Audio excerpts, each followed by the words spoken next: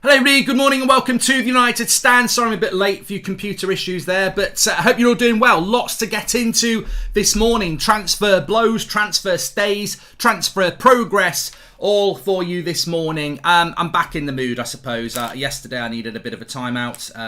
Had my little rant in the morning, if you didn't see it yesterday morning, and then I just needed to get away. I was down Villa Park watching Villa women play Birmingham women. I saw Morgs actually. Little side note there, but yeah, I just needed to get away yesterday.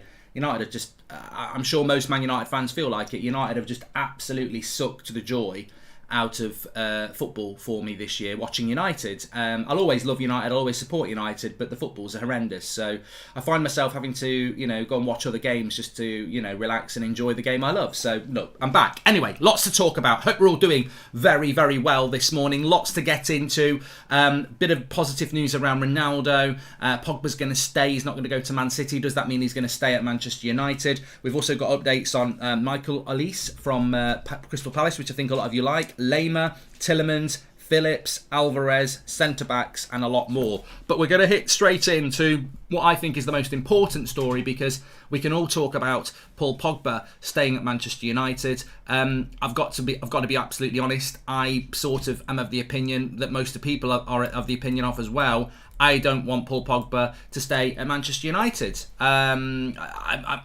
want him to go to Man City? Not really. But I don't want him to stay at Manchester United. But this story is one I want to pick up. It's from it's from Germany actually. We saw it on Fabrizio Romano. We've got Romano on the show at 3 o'clock today live. So we'll be going into the latest transfer news with him later on today. But RB Leipzig director Oliver Mintz, let's call him Oliver, on Christopher Nkunku's future. We have clearly discussed it internally. We won't let Nkunku leave this summer. We told him and his agent. So yeah, I think the Nkunku one's a shame. There's no doubt that Rangnick really likes him. I really like him. I think a lot of you really like him. He scored a couple of goals again over the weekend. He scored a good goal against Rangers. He scored a lot of goals this year. And unfortunately, I think a couple of months ago, Nkunku was a player that probably wasn't as high profile as he is now. But his good season has turned into a great season, and suddenly he's a very hot property. He's probably getting close to what Werner was like at Leipzig, where a lot of people are looking at him, and Leipzig know they've got a really hot asset there. Unlike Werner, he doesn't have a low release clause, so it's a difficult one for Manchester United to do. It was always a difficult deal for Manchester United to do, and I think that we may well struggle to get this deal done now. With obviously what Leipzig are saying, I hope that we can do it. I hope we can, but I think it's going to be very difficult. I think just over the last few days we've seen lots and lots of news around Manchester United and Nkunku and the transfer fee, etc. So I think it's going to be a very, very difficult deal for Manchester United to do. And when you've got the RB Leipzig director coming out and saying he's not for sale, it just shows you that they've got that attitude that is a difficult attitude to deal with in a transfer window, where you can tell that Leipzig are in control of this situation, and I think it's going to be a very difficult deal for us to do. I suppose the interesting thing is, and look, we'll ask Fabrizio about Darwin Núñez later, is if you buy Darwin Núñez, you're going to spend around 60, 70 million.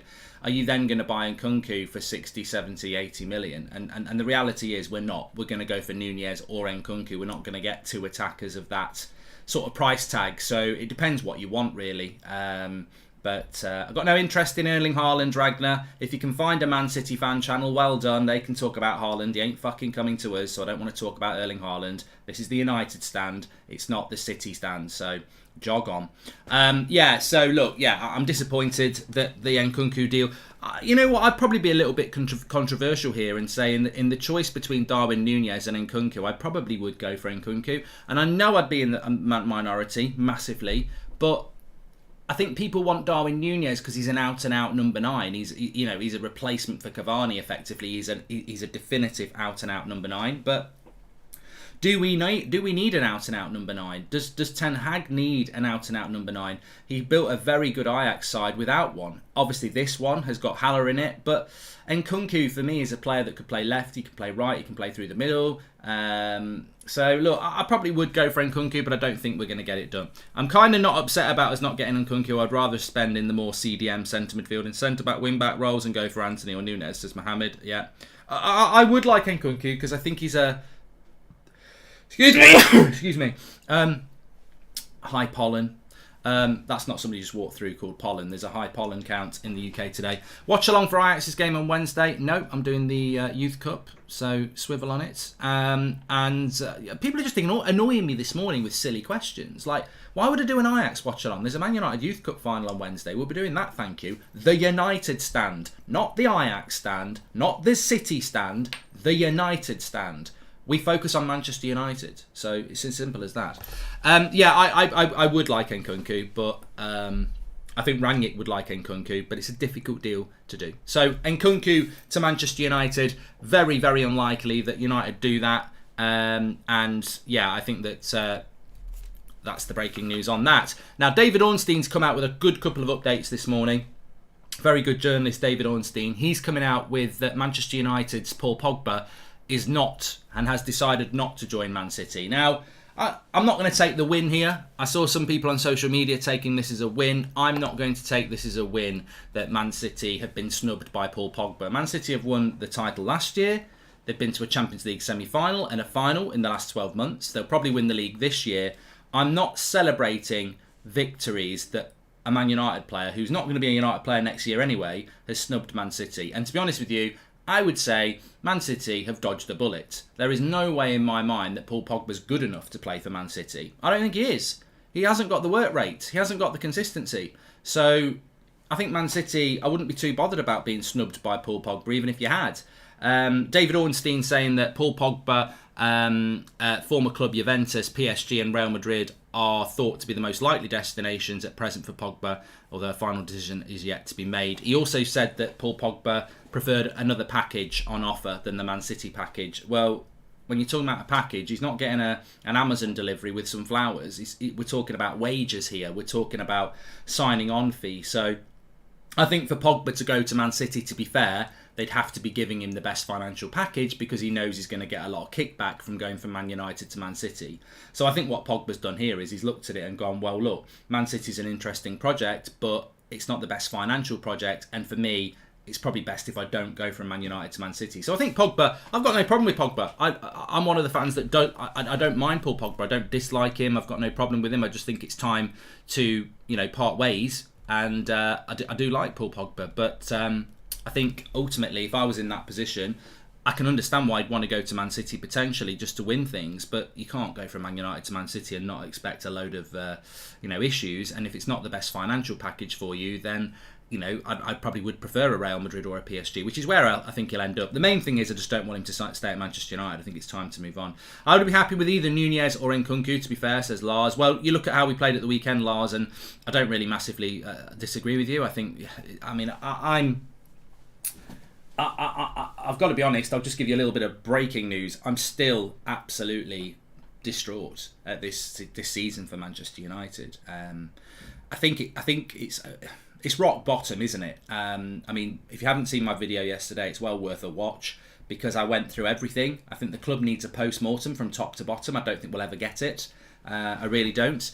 It's interesting because I saw that Fabrizio Romano said yesterday that Rangnick wanted Kamara, Zakaria and Alvarez in the January transfer window, and United said no to all three. They said no to Alvarez because they didn't think he was good enough. He's now gone to Man City. And they said no to Kamara and Zakaria because they wanted to wait till the summer. Our midfield has been annihilated all season, and especially since January. And we've had no attacking options since January. This is what I mean. You can blame individual players, you can blame Solskjaer, you can blame Rangnick, you can blame whoever you want to blame, but let's not forget there's somebody in charge of Manchester United. There's somebody in charge of United making these bad decisions, not only of the last season, but the last 9 years as well. And Kamara was available for 5 million. Zakaria was available for 5 million. And United said no. And I just think it's just been a horrible season, and the more I go back into it, the more I get angry and frustrated. There's so many people who've got their, you know that saying, there's loads of fingers in the pie, and that just means there's loads of people trying to get a piece of pie, and there's loads of fingers in this pie. There's so many people responsible for this season, and it's not just players. Players ultimately are the visual problem because they're putting in the performance like Saturday, but there's so many people that could have helped us. Kamara or Zakaria would have helped us. Our midfield's a joke. It would have helped us. And they said no. So ultimately, you've got to look at the board and go, you said no to helping this football club again. Hi, Mark. Besides Nkunku, our next best option. Well, Zaki, I think we'll go for Darwin Nunez. I don't think we'll buy 2 forwards, to be honest with you. Your morning show yesterday was so therapeutic. These crap players should be forced to watch it because everything you said was spot on. Thank you, Mason. Well, I'd love people to watch that video from yesterday. You know me. It's quite a big week, actually. That's all I'm going to say. Was just Friday night. Just watch out for Friday night. But it's quite a big week for the United stand. It's quite a big week for me. And I think I will prove again that this community is not a bad community. It's not a toxic community. We're willing to talk to anybody. We just have very strong opinions on what our club should be doing. And Ben, welcome to Members Club. I really do think, as I said yesterday, that there are too many people out there that are just self-serving. They want to get themselves on Sky. They want to be the number one ex-player pundit, and they're bullshitters. They contradict themselves month after month after month. They'll only jump on things.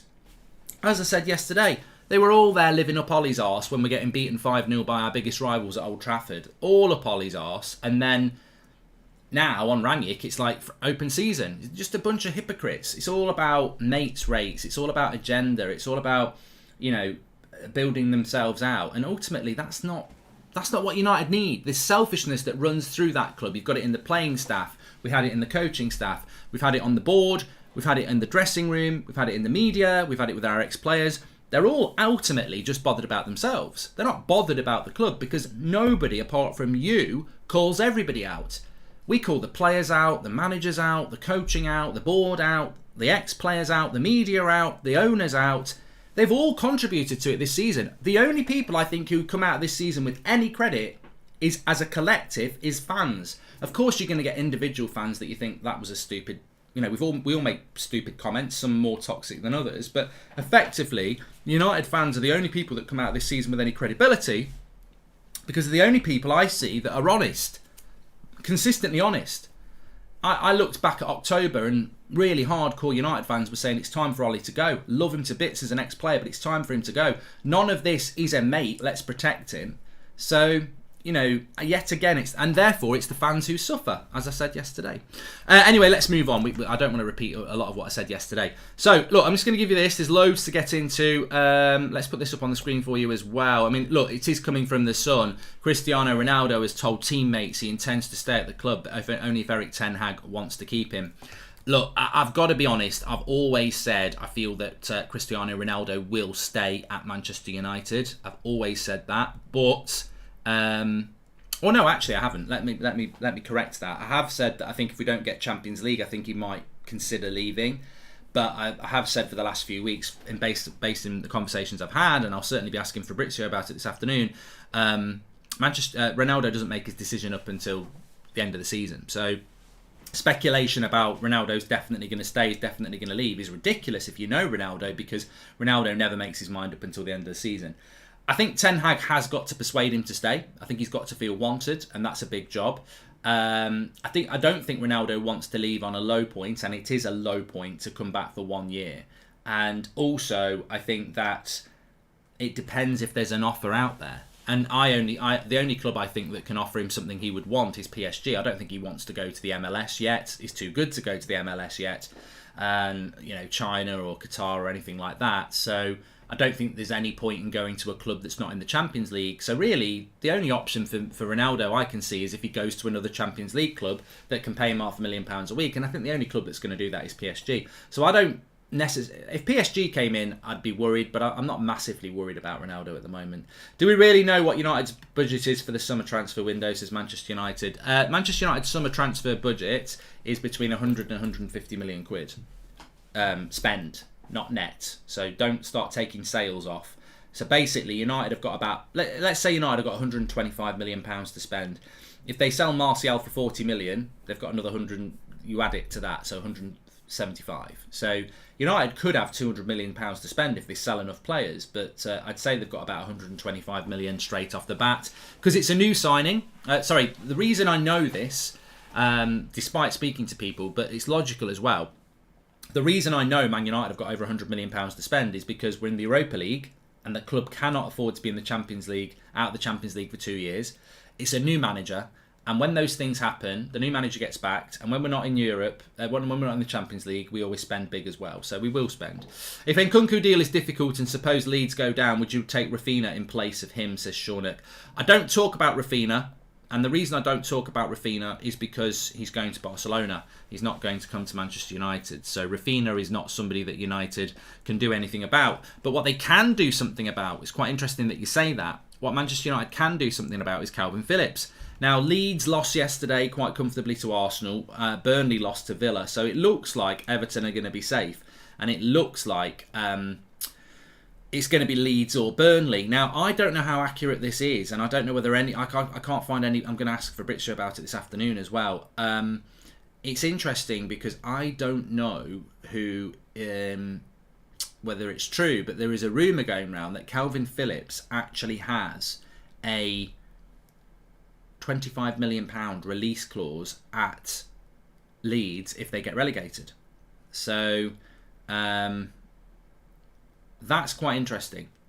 That is quite interesting because we speak about Calvin Phillips, and we were speaking about him a couple of weeks ago, and I really do not think that he's a player that's worth £60 million. But if they get relegated and he has a release clause of 25-30 million, suddenly, as part of a rebuild, for 25 million, you do have to take price into it. I don't like having to take price into it because I'd rather be in a position where we're fighting for titles and you go, I don't care how cheap he is, he's not good enough for what we need. But he might be good enough for what we need at the moment. I mean, look, it's really difficult at the moment, isn't it, to look at a player and say you're not good enough for Man United. I feel like I'd be good enough for United at 27.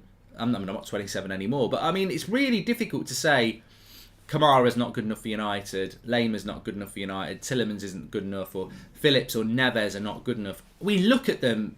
I mean, look, if you're a member of the Members Club, check out the latest video exclusively for you. It's about Ruben Neves and it deep dives into everything about his game. It's very interesting. If you want to become a member, click the join button, and we've also pinned it at the top of the chat. It's a really good video on Neves, but even in that video, when you watch it, you'll see I'm going, yeah, look, he's good at this. He's better than Fred and McTominay, who isn't, but I have concerns about this, this and this. But ultimately, I'd take Ruben Neves tomorrow because he's so much better than what we've got. I am looking at where United need to be. I still think of United as a title contending team, which is ridiculous after a decade, but that is not where we're at. So Calvin Phillips for 25 or 30 million if they get relegated would be a very good deal. I hope you're not leaving, Mark, says Oscar. You got me through a little really tough period, and especially this season. If you just wanted to say thank you, Oscar, thank you very much. Do you think the Europa League or the Europa Conference League will be attractive to Ronaldo? He still sees himself playing at the top level. I feel a return to Sporting might happen, says Ben. Well, Kush just said that as well. His mum wants him back at Sporting Lisbon. Look, I'm not going to sit here and definitively tell you that Cristiano Ronaldo is going to leave. But if you want me to give it as a percentage, I'm 70% sure he'll stay. And there's probably a 30% chance he'll go. As of today. Obviously, if anything changes, that percentage could go up or down. But I don't want it to be Ronaldo's last season. I mean, look, this is one of our... I'm actually going to order another one because I've got a bit of a hole in this because I've worn it so much. I'm going to order another one and I'm not going to open it, and I'm just going to keep it for prosperity because I love this design that we've got. I love the return of Ronaldo, and if you want to get one, just type in United Stand Shopify. We do ship worldwide. I think the run's going to end actually. I think at the end of the season we're going to stop this design. But I've loved having Ronaldo back. I don't want this to be one of the last times I'm wearing this. I want to wear it next season. I want it to be...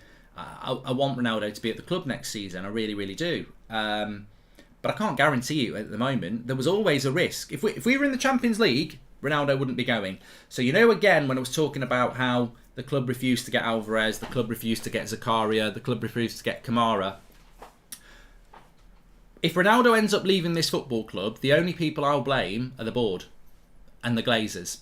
They're the only people I'll blame because they are the owners of this restaurant. They are the owners of this business. They are the owner of this football club, and they have the power to make changes quicker, and they have the power to make improvements quicker. It was very obvious when Solskjaer was doing rubbish in November and they sacked him that Champions League football was in danger. What did they do? What did they do with 6 months? And again, I've not heard anybody say this. We sacked Solskjaer, well done. Champions League football was still there, but it was in danger. What did this club do to get Champions League football in January? Liverpool went and got Diaz. Spurs went and got Kulusevski and Bentancur. What did United do? Sit on their hands and say we'll wait until the summer. If we lose Ronaldo this summer, it's because we're not in the Champions League. And if we're not in the Champions League, which we're not, it's because of this board. So, look, as I said, there's a lot of people to be blaming this season, and the players have to take huge responsibility. But never forget, this club cost us Champions League football by writing the season off in November. And I will never forgive them for it. I'm disgusted about it. I said it at the time. I keep saying it. They wrote the season off in November, and nobody will dare sit down with me or you and discuss it, because the club don't do that. But they wrote the season. I'd love to do it. You know, like they do in the politics, like Andrew Marr used to do it when he had Boris or the leader of the opposition on. I'd love to get a United board member and went, you wrote the season off in November, didn't you? Well, you've got to look at exponential growth and our popularity on TikTok. No, answer the question. You wrote the season off in November, didn't you? Well, you know, there was a time where we were in the top 4 race, but you wrote the season off in November, didn't you? What did you do to ensure that United had the best possible chance of getting top 4? What did you do in the January? You wrote the season off, didn't you? And they did. They wrote the season off. And it amazes me again how it has to be fan content that calls it out. There are numerous journalists out there. There are numerous outlets out there who are absolutely desperately searching around for people to give them information on the summer, on the transfer window, because it's going to go absolutely massive. But there's not one journalist who wants to post-mortem and analyse United's season and see where it went wrong. And it went wrong because United's board wrote the season off in November when they sacked Solskjaer. I mean, look, Rangnick's not done a great job, but was he given any support? No. Was he given any of his coaches? Really? No. Was he given any financial backing? No. Was he allowed to remove players from the club? No. Just an absolute joke. As I said, write off the season, leave it in the past. No one talks about Liverpool's previous season. Let's be hopeful on a successful transfer window. It's slow sports news. That Crystal Palace game in a couple of weeks, though, is a massive game. You know, West Ham won yesterday. Their goal difference is about 9, better than ours. If West Ham win one of their next 2 games, they'll be level on points with us. We've only got 1 game to go. We need a result against Palace, because I fancy West Ham to win away at Brighton, or even against City. Well, maybe not City next weekend, but that away game to Brighton. Brighton are probably, you know, on the beach a little bit, literally. So we might end up in the Conference League. So this season can still get worse. It can still get worse. What can we do, Mark, if the board doesn't stand by Ten Hag in the 2nd or 3rd season? Says Farhat. And Mark, how did you get someone in the presser a couple of years ago? Was it just because it was a quiet Europa League game? Yes, Joshua, it was. Yeah. You're only going to get in the press conference if you are somebody who is going to toe the line, basically. Moutinho from Wolves is available on a free at the end of the season, along with Eriksen, Mertens as well. I wouldn't go anywhere near. Adve, we can't just buy players because they're free. Like, that's not what we can do. I think there's value in Eriksen. I don't think there's value in others. Mark, with this being City's 5th league title in 6 years, how scared should we be of Haaland joining them? Says Connor T. I don't want to talk about Erling Haaland. I'm going to do a video on That's Football about Erling Haaland. This is the United stand. Erling Haaland, Manchester City are not our rivals. We're not in for Erling Haaland. I mean, in a sentence, deal with it. This is where the Glazers have put Man United. Erling Haaland is not a player that we can even discuss because we were never in for him. Man City and their quest for titles, 5 in the last 6, you say. We've had none in the last 9. So we're not competing with Man City. So aim your frustration at the people who've caused that, the Glazers. Sorry to be out of topic, but I watched Rio's show yesterday. Did not like it when Rangnick exposed the club. I wonder why. Well, I mean, I ain't got nothing to say about that man, really. I think he flip-flops like the weather. I mean, countless times he puts himself into this. He wants to be like a player in the social media world and dipping into fan content. I've said to him time and time again, sit down with me and have a conversation about United, because, you know, Rio is in this world. He gets Romano on his show after we did.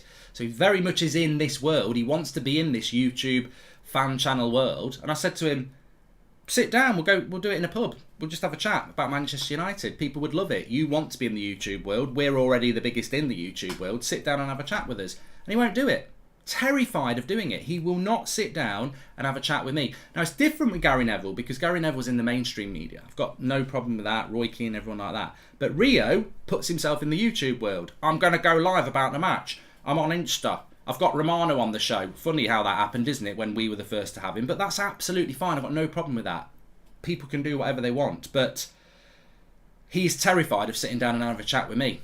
And I don't know why, because I don't bite. And as a centre-back for Manchester United, he was world-class. I've got no problem with the guy. But I think some of his opinions, I would agree, are very safe. He will come out with things when it's safe to do it. Like he started calling Harry Maguire out when you lot had been calling him out for weeks and months. He called Ollie out when it was way too late. So, no, I haven't really got... Look, I've never met the guy. So I don't know. And I'm probably not going to meet the guy because he's scared of having an interview with me or a chat with me. But... That's on him. You know, he's a United legend. I'm just a fan. So, you know, he probably shit on his shoe, really. That's the way he looks at it. But he is in this world and he mouths off about being a top fan or everything like that. But I'd love to sit down with him because I think it'd be a very interesting chat. And I don't agree with a lot of things that he says. And I think he is very... I think he has been very dishonest in relation to his opinions because he's kept it back. Or, you know... Maybe he's protecting his mates. I don't know. But look, anyway, let's carry on with the show. So I just want to talk about a few midfielders. Tielemans, Fabrizio was talking about Tielemans today. He said that 3 Premier League clubs are interested in him. Arsenal have been tracking Tielemans since January. I tell you what, I can see Yuri Tielemans in that Arsenal midfield. I think Arsenal need a striker and they need a midfielder. And I think Yuri Tielemans in that midfield of Arsenal, you can see it. You can just see Tielemans and Partey would be a very good midfield for them. And look, one of the things we need to look at is that we want to be Man City, we want to be Liverpool, but the Arsenals, the Spurs, they're better than us, they're above us, they're fighting for 4th. The North London derby on Thursday, they're fighting for 4th, we're below them, and they're going to get better this summer. So, you know, I hope Conte does go to PSG, because as much as I'd like him to stay in the Premier League, he's a very good manager. Are United in for Tielemans? Well, my point is on this, is that, well, effectively, why would Tielemans come to United? Arsenal are going to be in the Champions League and they need a midfielder as much as we do. And we should be in for Tielemans. We should have gone for Tielemans. We've been doing this show for years. We've been doing transfer shows for years and years. I remember we've been doing this. I mean, I don't know how long you lot have been watching. Make sure you subscribe, by the way, bottom right hand corner, and get involved, because nobody does the transfer window like us. And we've been doing it for a lot longer than most people as well. And if you're a really hardcore, long United Stand member, I remember doing videos on Lozano. I remember doing videos on Fabinho when they were targets. Milinkovic-Savic, Lacazette to United. That's how long we've been doing this. And, you know, I remember Tielemans before he went to Leicester. Way before he went to Leicester. I remember Tielemans when he was playing in Belgium. We were talking about Tielemans and an up-and-coming player. Like, the amount of players we talk about over the years that, you know, a year or two before they hit the Prem, they don't come to United. I remember doing a video on Sane to United, Jesus to United, Firmino to United, and obviously we didn't get any of them. So Tielemans is a player that we should have gone for before he went to Leicester. And I think what United scouting has done time and time again, and we've seen it with Alvarez, that story from Romano yesterday saying that Alvarez was wanted by Rangnick, but the club didn't think he was ready, and then he goes to Pep at Man City the next week. United time and time again miss the boat on signings. They go, oh yeah, he's not going to be good enough. And Tielemans would have been a good player for United, but not going to happen, I don't think. Lema, again, I think Lema at Leipzig would be a really good midfielder to bring in. He's not the holding midfielder. I think I would love to see United buy 2 midfielders. Lema plays for Austria as well, of course, and also obviously at Leipzig. I think he's in his mid-20s, very energetic, very good box-to-box midfielder. Yesterday, I think it was Christian Falk saying that Bayern Munich are very interested.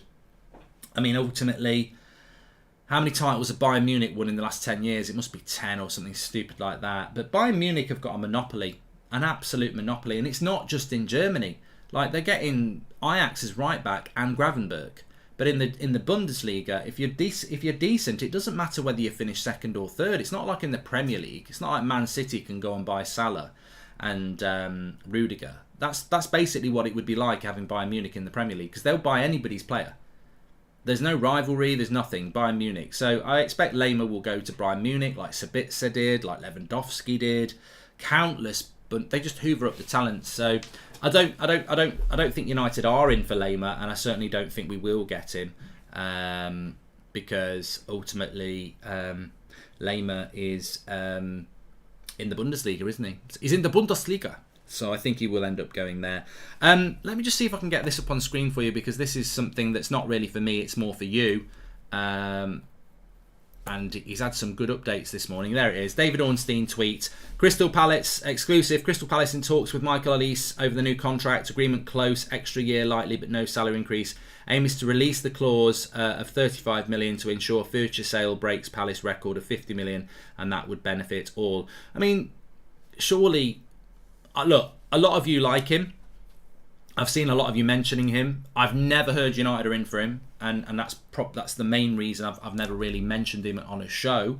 As a footballer, I think he's exciting, and I think the way that Vieira's got Palace playing this season is fantastic.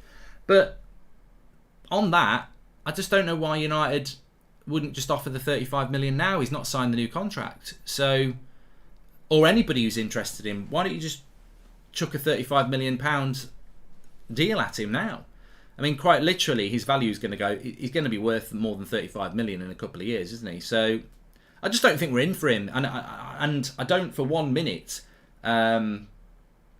disrespect you lot. I think you come out with brilliant players all the time. I mean, somebody keeps messaging me all the time saying, "Look at Kamara at Salzburg. Look at Kamara at Salzburg. He's brilliant." And I'm like, well, he's playing in the Austrian league, and his stats are very, very good. But obviously, it's Red Bull Salzburg he's playing for, and I can guarantee you, pound to a penny a shit, that Ralf Rangnick knows everything about Kamara, and if he was good enough for the Premier League, we would probably be linked to him. But that doesn't mean he's not. I think he might be a player that ends up going to Leicester and becomes another Kante or another Ndidi, or another Tillemans. But look, I think this Michael Elise is a good player, but we're just not in. We're just not in for him. We're not in for him at all. Somebody said that release clause is only if Palace get relegated anyway. Yeah, well, maybe that's the case, and maybe that would make a little bit more sense. But I do think that United's transfer window is going to be really interesting as to how we perform this summer transfer window. And I agree with Julian. I do agree with Julian. Let's see if we can get that up on the screen as well. He's basically talking about the midfield and saying it's tragic, and it is. It is. Manchester United's midfield is tragic, and I agree. I think we need 2 signings, but it's difficult at the moment. I mean, look, I think we've got Fabrizio Romano on the show at 3:00, and I think it's perfect timing. We'll be live at 3:00 with Fabrizio as well, and it's perfect timing because we do need a bit of a reset on what we're looking at. And I think what's happened is the fan base at the moment is obviously very frustrated. I mean, that's disgusting. I mean, one thing that I would say is that we've always been able to say that when Varane plays, we don't get smashed. That was the first time this season we've been smashed when Varane played, and it could have been 6. So look, Maguire, Lindelof, Shaw, De Gea, Wan-Bissaka, Dalot, they've all had a bit of criticism because of the goals we've conceded this season. Rightly so as a defence. I mean, look, I think De Gea's Player of the Year for me, but you've got to look at yourself as well when you're conceding that many goals. To be fair, he hasn't been out. Not many keepers could have saved a lot of the shots, but Varane played on Saturday night, and we still got smashed 4-0. So, you look at that team and you're like, it's a mess. It's an absolute mess. So what are we looking at? And I think at the moment what we need is a bit of clarity from the club through whatever leaks they put out there. We need a bit of clarity on what we're looking at, because what I am noticing this morning is that there's a lot of United fans who are like, well, Arsenal are in for Tillemans and Haaland's off to Man City and Liverpool are looking at Tchouaméni. What are we looking at? Chelsea are after Rice. What are we looking at? And I think United need to clarify that quite quickly, because we're not playing another game for 2 weeks. Our transfer window is basically open. I know we can't buy anybody yet, but United need to use these 2 weeks. I personally think that I'd be saying Luke Shaw's not going to play again until next season anyway. I probably would say to maybe Lindelof or Maguire, go and have your holiday. I don't need both of you for the final day. Go and have a holiday. Wan-Bissaka or Delo, go and have a holiday. You know, it's 2 weeks till the next game. I'd be sending some players on holiday, you know, because ultimately we've got a big season next season, and let's try and have one eye on next season. And if I was on the board, I'd be speaking to players now. Really speaking to players now.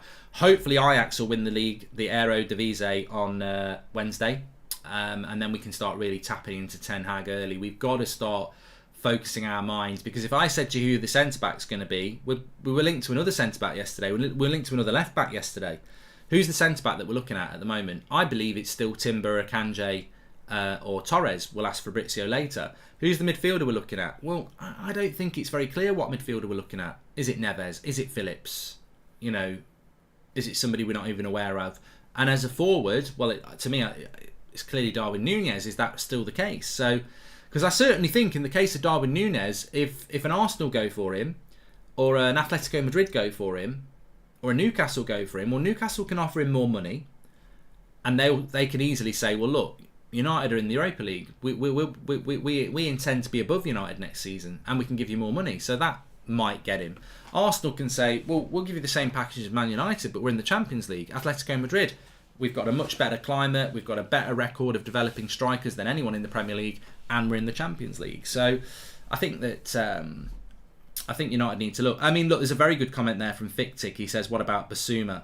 Every time I see Basuma play against us, he runs that midfield. I just don't know why United aren't looking at him. And the only thing I can say is, are United not looking at Basuma because they